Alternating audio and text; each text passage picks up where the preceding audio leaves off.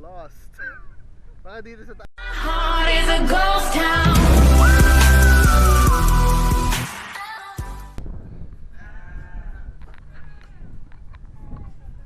Ay, sorry. Hindi. We're going up. Where's the orchid? Ito na ba? Orchidarium. Hello! We're lost. Baka dito sa taas. Teka tayo.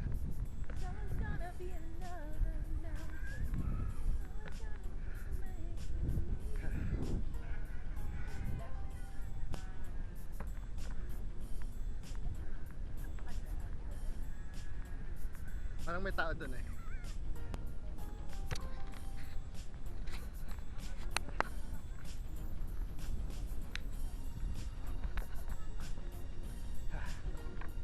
We are currently going up. Hiking.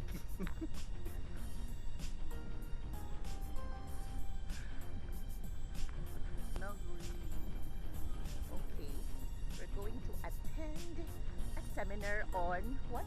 Beekeeping. Beekeeping. Okay. Hi, Sha. Hi. Hi, Gerald. Hello. There, we are going there. Towards the area.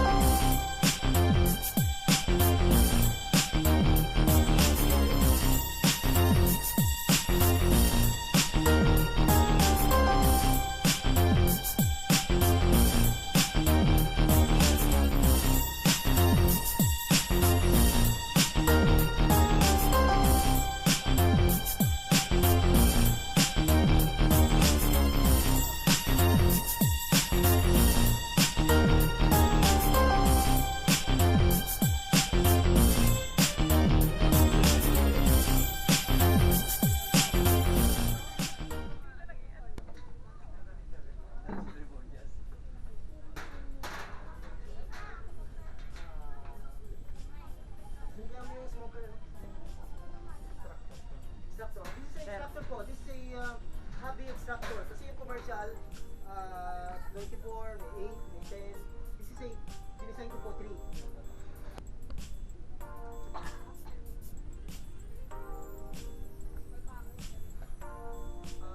Transfer mo na ba sa balatan?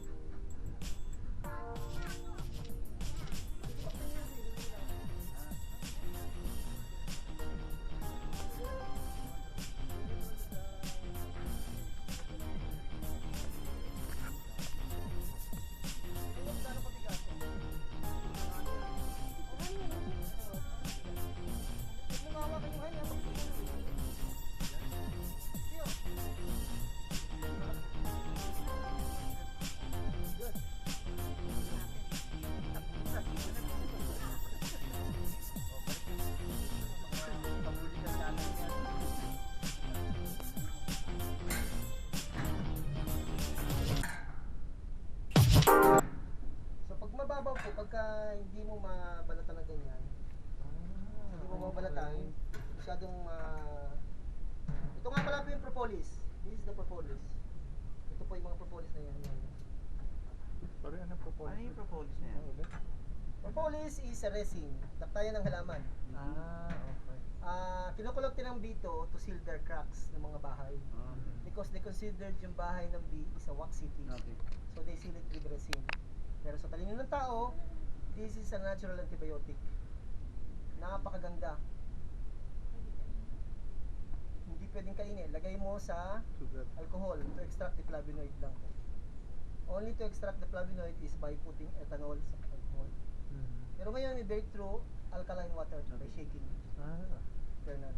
So they making propolis po sa ano. So ito, pag makapal, Ah. yan. Babalatan ko pong ganyan. Pag hindi ko mga mabalatan, i-uncap ko po. Ganun na. Ganun na. Yan ang pure honey. No? Lagyan ng takip. Baliktaran. Swerte nyo nga po at may nakita kayo ngayon. So we need 3. Makapal eh. Walang makapal.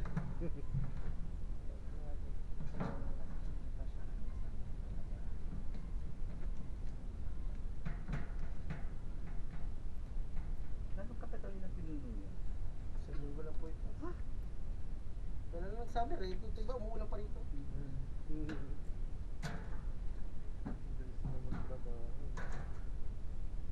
Kasi nga, nagmamadali ang bees. Alam nila na, ano, kung magtatagulan sa ano, kailangan mag-ipon sila. Ay Diyos, ang kinukuha ko po sobra. Huwag kayong mag-alala, ang kinukuha ko lang